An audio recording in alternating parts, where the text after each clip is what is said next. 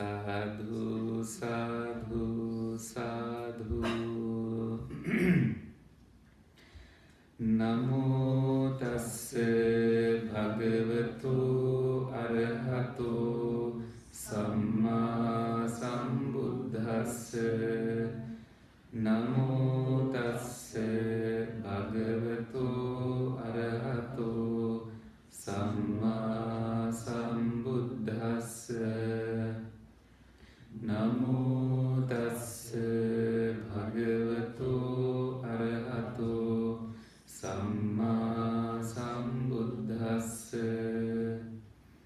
Buddhang saranang gacchami.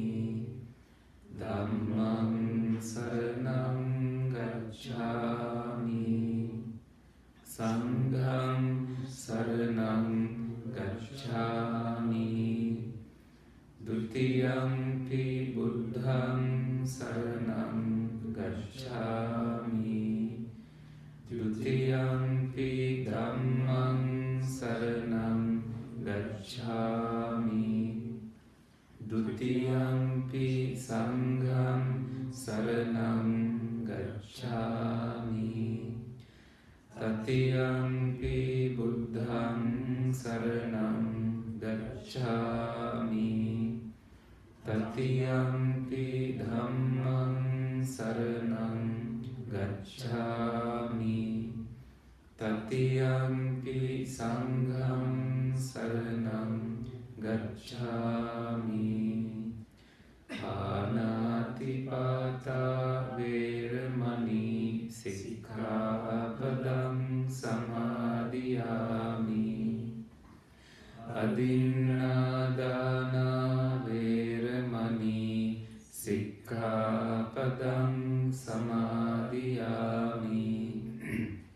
Kāmesu miccācārā vēramaṇī sikkhapadang samādhiyāmi.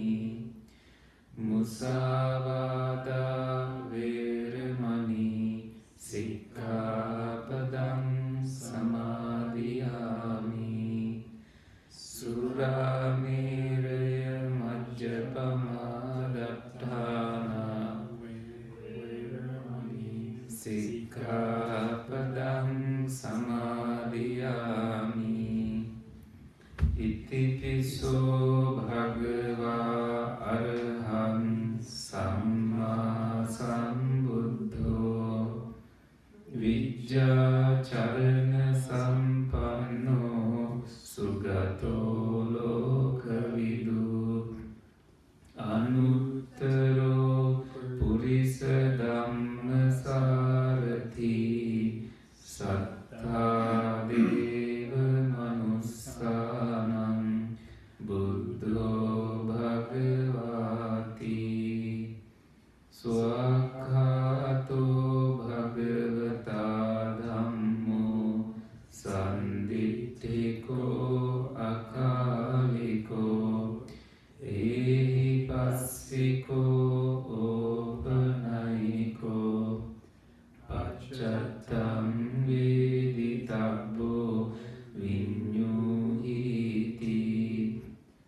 Supatipanno bhagavato sāvaka sangho ujupatipanno bhagavato sāvaka sangho nyāyapatipanno bhagavato sāvaka sangho sāmīci patipanno bhagavato sāvaka sangho yadidam purisa yugani atta purisa puggala esa bhagavato sāvaka sangho ahuneyo pahuneyo dakhi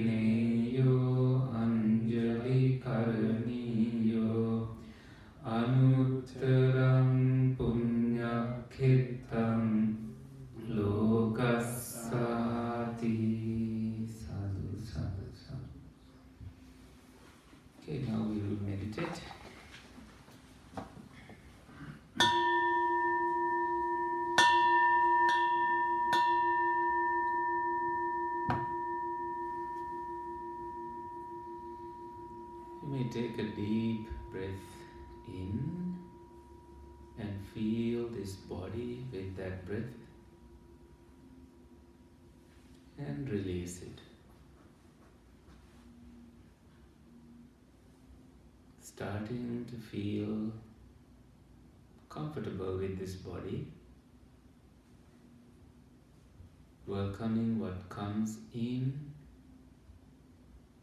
and letting go of things that are pressurizing. If they want to go away, you let them go. Part of the success in meditation is in the letting go.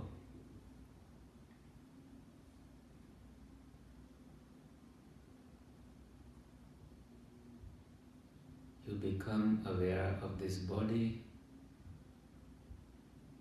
That helps you to kind of ground yourself here and now. The time is now.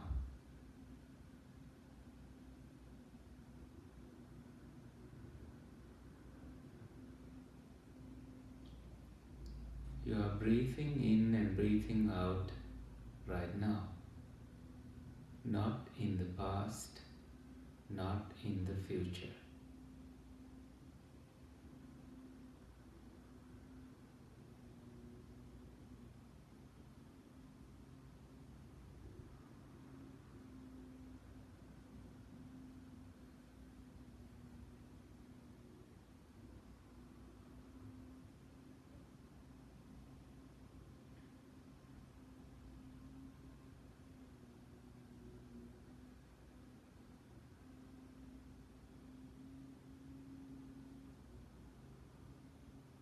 You are mindfully breathing in, mindfully breathing out.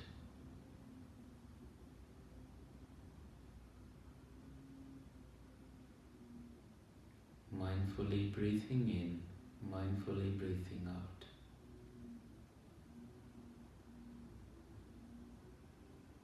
Please do it as many times as possible so you become aware of the in-breath and the out-breath procedure. Basically, breath, air coming in and air going out.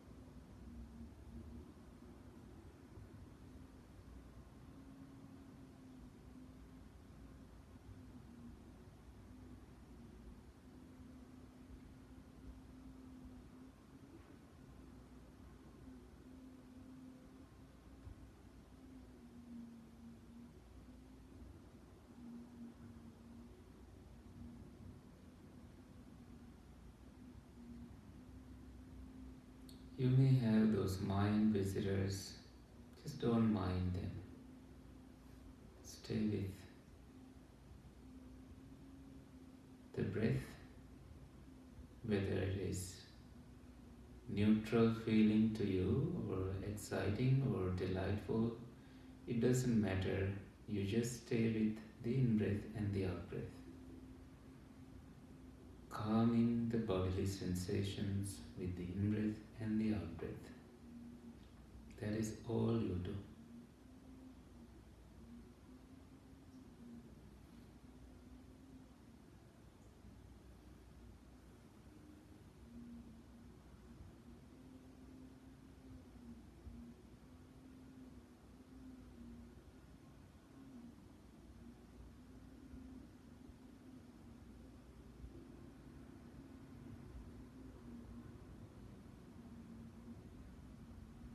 You may notice The upper part of the body also moving as you breathe in and as you breathe out.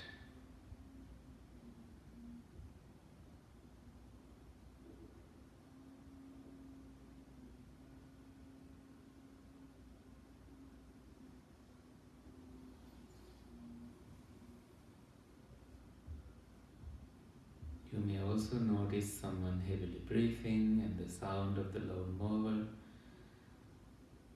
All these are reminders for you to be mindful.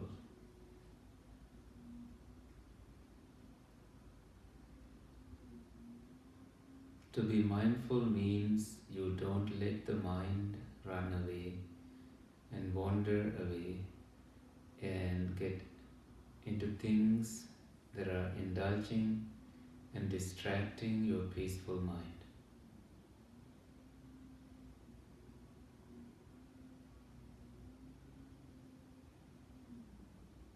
You may feel restless, you may feel agitated.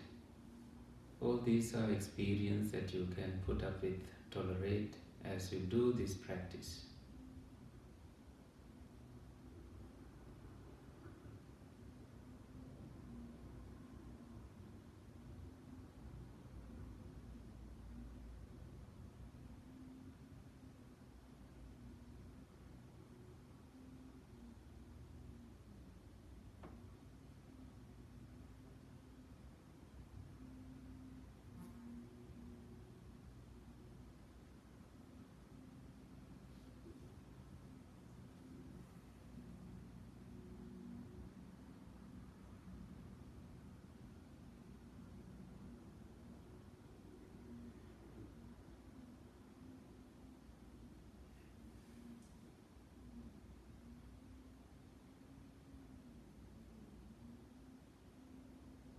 Leading this inward, leading peace inward, feeling tranquilized at times, but you are still staying with the in-breath and the out-breath.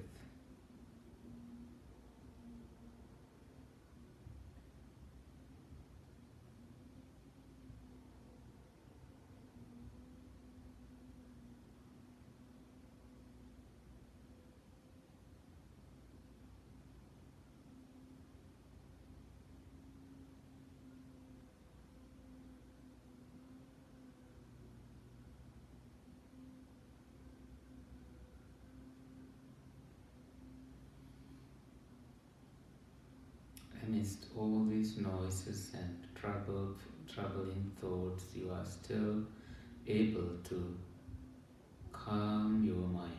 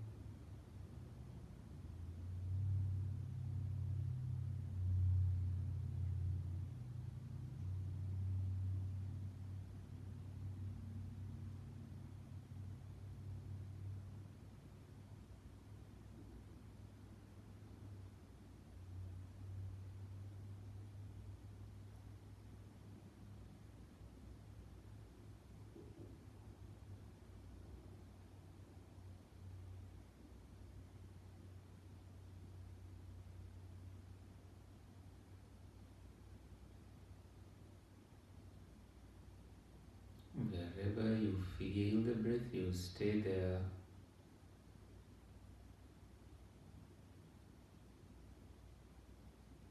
If the in-breath and out-breath become slow process, you let it happen that way. If it restarts as a big in breath and out breath, you stay with that process. However, the purpose and the goal is to feel the tranquility and Samādhi in the body. Samādhi means stillness. Mindfully, you breathe in. Mindfully, you breathe out.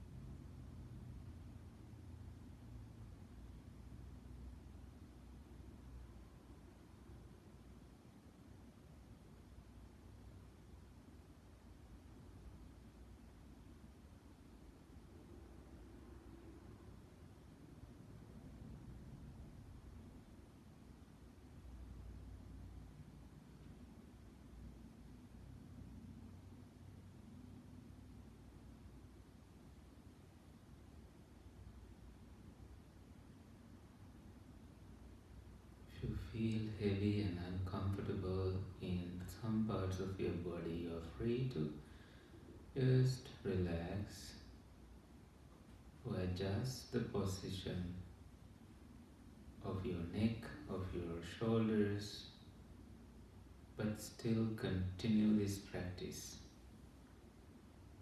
to be mindful of the in-breath and the out-breath.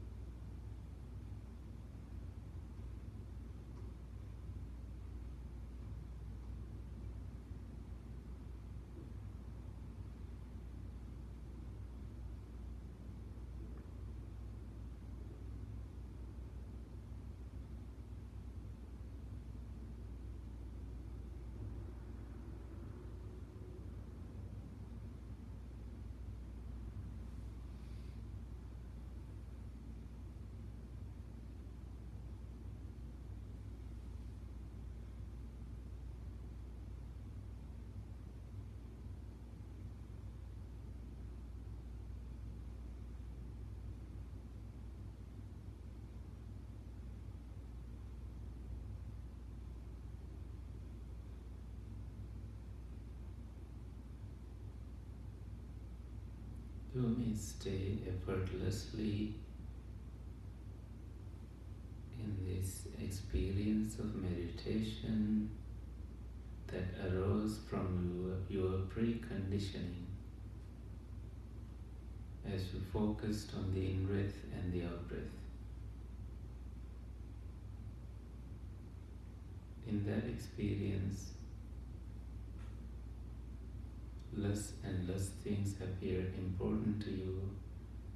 Not even words arise. You stay in a calm abiding, which is healthy and natural for you. And you again and again find where your in-breath and out-breath are. Just to anchor and let this process continue.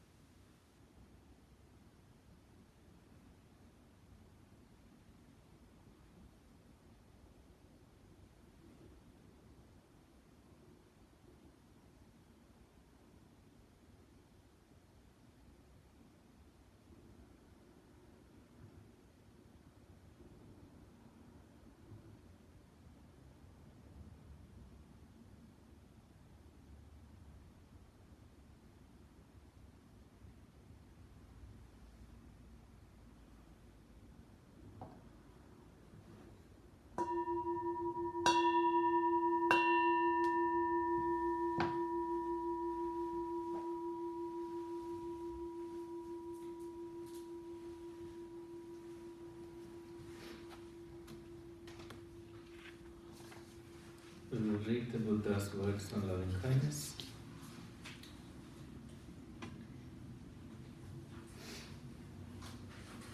That is on page 7.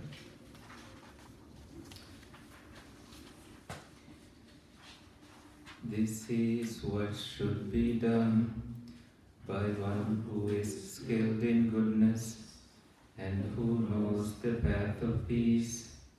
Let them be able and upright, straightforward and gentle in speech, humble and not conceited, contented and easily satisfied, burdened with duties and frugal in their ways, peaceful and calm, and wise and skillful, not proud and demanding in nature.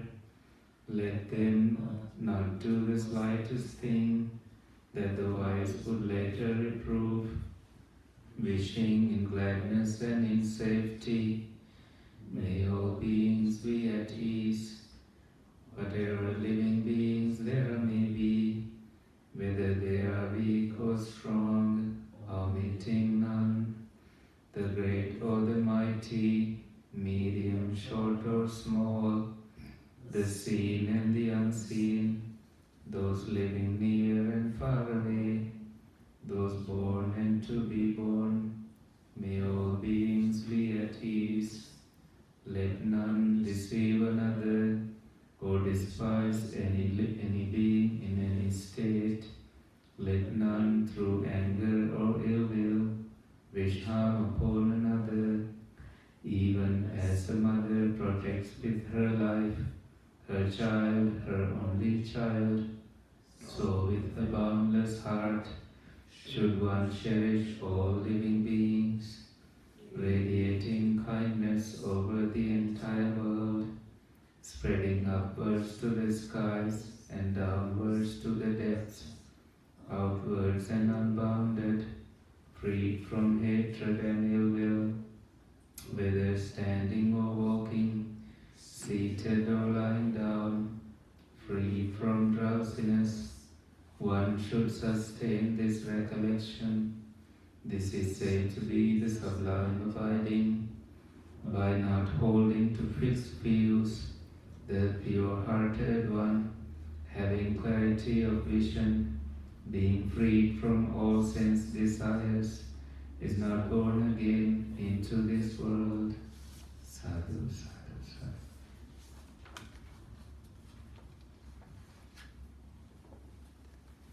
So this is the book Buddha's Brain, written by Rick Hansen and Richard Mendes.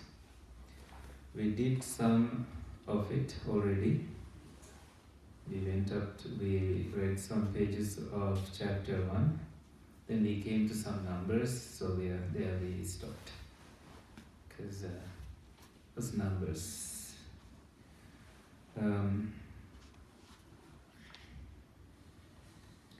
So there is a section on virtue, mindfulness and wisdom on page 12. I will read that part for you. Please listen carefully and see if you can relate to any part of it and remember some words or sentence from the reading and also connect it with your practice today. Okay? More than 2000 years ago, a young man named Siddhartha, not yet enlightened, not yet called the Buddha, spent many years training his mind and thus his brain. On the night of his awakening, he looked deep inside his mind and saw there both the causes of suffering and the path to freedom from suffering. Then, for 40 years, he wandered northern India, teaching all who would listen how to cool the fires of greed and hatred to live with integrity, how to steady and concentrate the mind to see through its confusions, and how to develop liberating insight. In short, he taught virtue, mindfulness, and wisdom. Sīla, Samādhi, and Paññā. So, virtue stands for Sīla, having good conduct. In Buddhism, we say virtue is a fragrance. When you have good conduct, everybody loves to know about that, and everybody wants to follow it. When you are that good, right? It kind of has that ripple effect. People love to hear when you are strict on certain things. For example, this man who lives like a monk has a habit of not eating any food given by anybody. So when he goes to places, nobody has to worry about giving him food. So he's popular for that virtue. I mean, he only eats from his own monastery-like place he built himself, and bunch of people working there for him prepare his meal, and he only eats one time a day. So that is also is a way he's known for. He's known for those practices. He doesn't accept any gifts. That's also a virtue. Other than that, he doesn't kill, he doesn't steal, he doesn't tell lies. He makes jokes though, some serious ones sometimes, but that's not virtue. When you start seeing qualities like that, like some qualities above and beyond even monks, then your reputation goes as a person who does this and does that. That's virtue. So the Buddha said, Sīla Gandham Anuttaram. The fragrance of virtue is Anuttaram, unsurpassable. So that's the best fragrance in the world. Your virtue, your good conduct. And here Samādhi is translated as mindfulness, or maybe they just meant mindfulness. Mindfulness leads to stillness, still, like a deep stilled lake, not moving very much, no activity, no movements. There you find Samādhi. And I like to remind you of that Ajahn Braham's sort of metaphor about stillness. When you are deeply, deeply stilled, less and less things affect you, and especially if you are sitting next to a lake, under a tree, you see beautiful animals come and go, and you don't move, so that those animals don't feel any fear. And the more stilled you stay, more better and beautiful animals, really rare ones that you rarely see, start to appear and play in the water and do their own things. When you are deeply stilled in meditation, beautiful insights arise, and if you don't interfere with them, if that person don't control anything, there's more beauty arising. You get the point? Just like that. So that is a way to look at stillness, like the beauty is arising. And wisdom. Wisdom is, like I try to do some wisdom in silence today. What I mean by that is to see where my mind is, and if I was taking that experience, that stillness I felt some stillness today. If I was taking personally, labeling it as mine, and I also started seeing like anything that I was conscious on, which sense doors are involved in that experience, like mind faculty, and you have contact and you become conscious. So are they connected, and how they are conditioned, like these conditions for something to arise and another thing to arise. So you see some cause and effect, some conditions manifesting together. It's very hard to separate these. Even thoughts arising. Mostly in that state of mind, you are dealing with your mind, not other things that you hear. So, prominent sense faculty is the mind faculty. So, mind as how mind really works. So that's by focusing on that process, it's a wisdom process, insight process. So, in short, the Buddha taught virtue, mindfulness, and wisdom. That's what they say, and that's what he did. These are the three pillars of Buddhist practice, as well as the wellsprings of everyday well-being, psychological growth, and spiritual realization.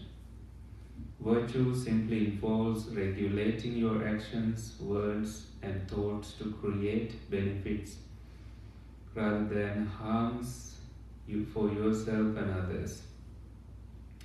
In your brain, virtue draws on top-down direction from the prefrontal cortex. Prefrontal means the most forward parts of the brain, just behind and above the forehead. And your cortex is the outer layer of the brain. Its Latin root means bark. Virtue also relies on bottom-up calming from the parasympathetic nervous system and positive emotions from the limbic system.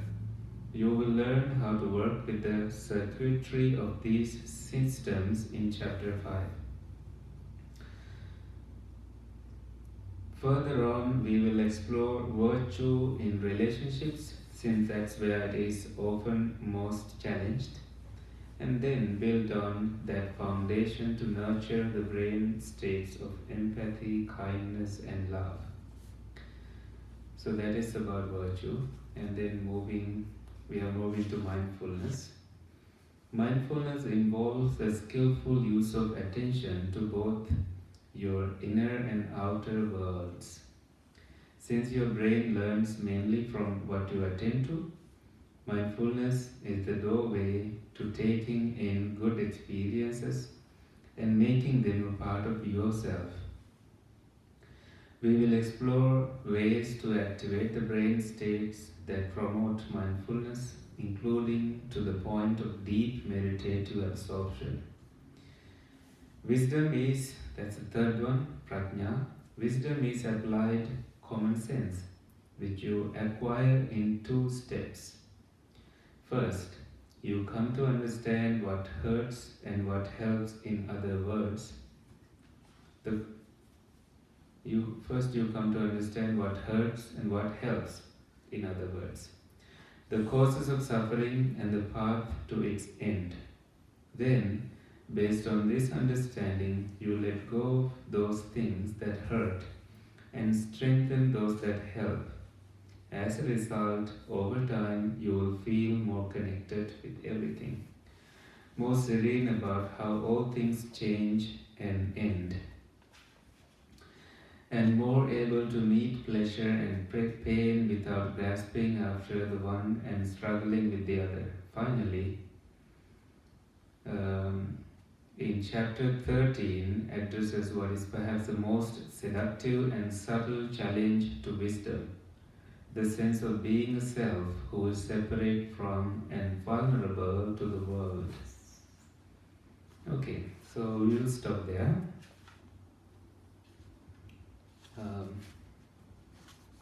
Think, as you understood from that piece we read, that they look at virtue and they look at mindfulness slightly differently, but also somehow connects with what we just discussed about. Like when we think about wisdom, we don't begin with problems that we have. We all have problems, of course. Wisdom is, of course, to deal with them and let them go. That is, we treat it as worldly, like wisdom, just wisdom in day-to-day life.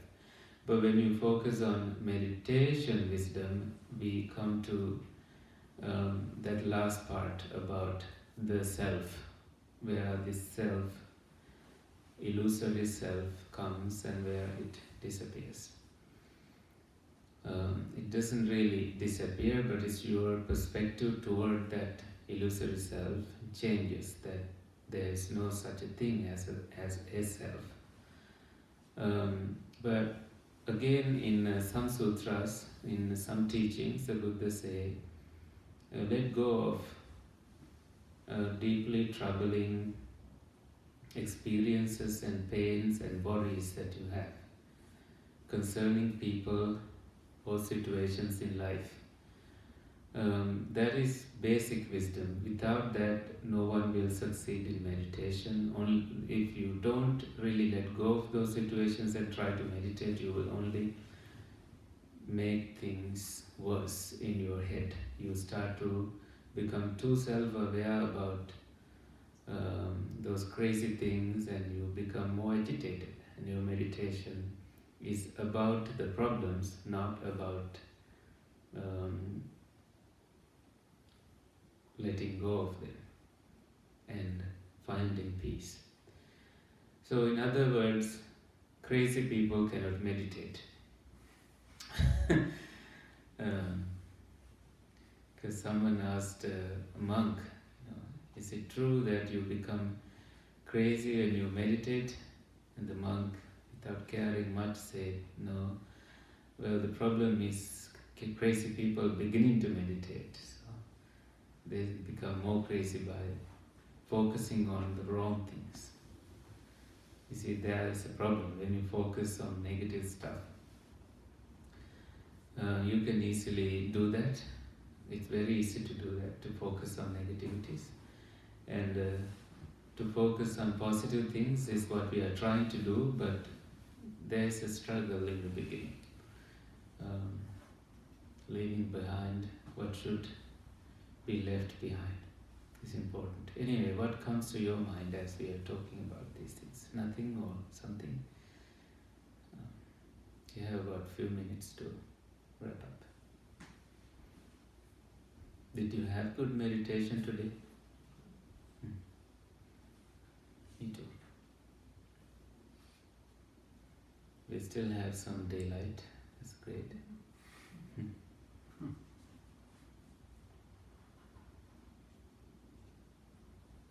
Anything comes to your mind when we talk about virtue? Virtues, Sīla, conduct?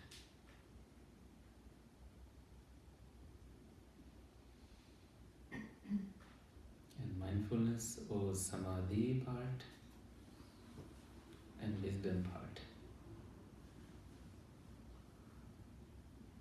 You don't have to say anything. Just throwing things at you.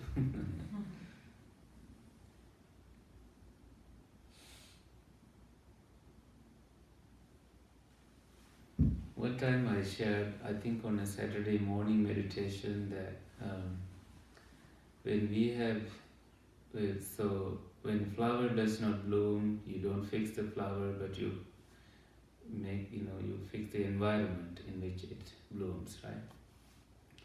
When someone has a problem, you don't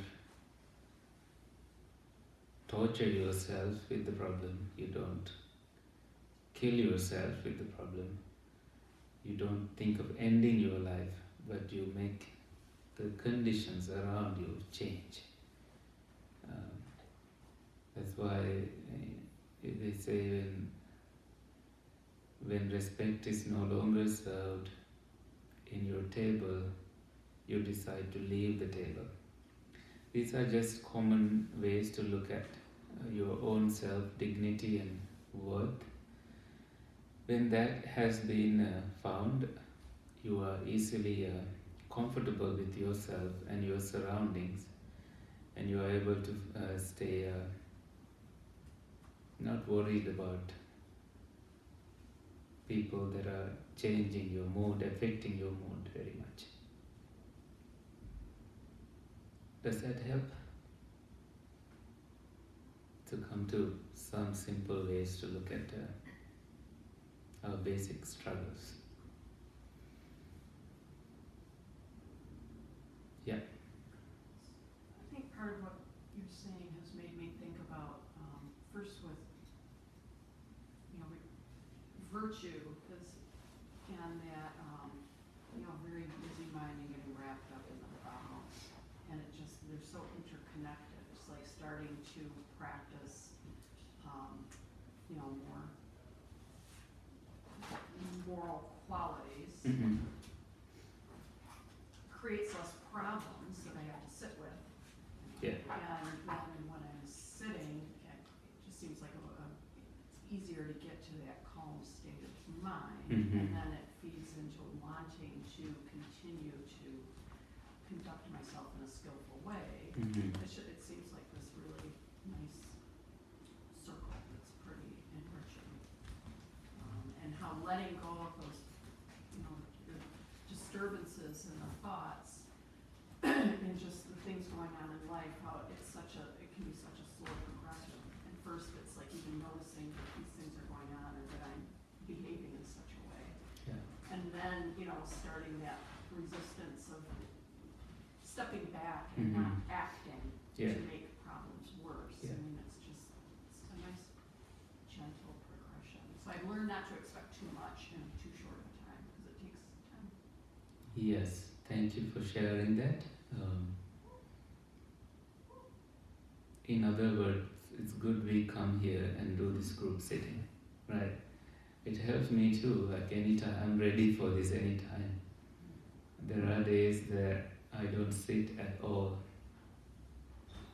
And then I start feeling like, what if this is a great motivation as a group to understand that cycle and see how it is really doing some work inside. Especially when you step back from that behavior and you put yourself into the, I think, right cycle. We recycle ourselves. We don't let trash accumulate, but we cannot totally let go of things, but we reuse the energy to positively change our direction. I think that's what happens, right? But I then so wish that, what if these are built so that we don't have to get up and eat and take care of the body, but still stay sitting and not have to worry about anything. That's not the case. We have to move around and do attend to things in life. But that's a teacher quality I appreciate in you, that you can explain things this way and relate to the practice and experience. As you know, she has done some leadings also here. Part of this practice is that we want you to sit in this place and then to be able to comfortably lead the group. You can tell us anytime when you feel like you have something to share. We are always willing for volunteers to come and lead the group. It's totally on your way. There's no way, like proper way and right way or wrong way to do it. Whether you begin with 5 precepts or anything, it's totally up to you. Whether you just come here and sit, not talking anything, I think people still love it. because you are all doing this meditation. So thank you, Dawn, for that. So with that, we will share merits, right? That's this last page you have. And we'll end the session.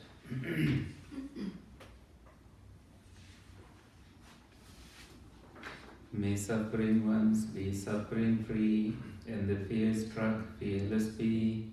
May the grieving shed all grief, may all beings find relief. May all beings share this merit that we have thus acquired for the acquisition of all kinds of happiness.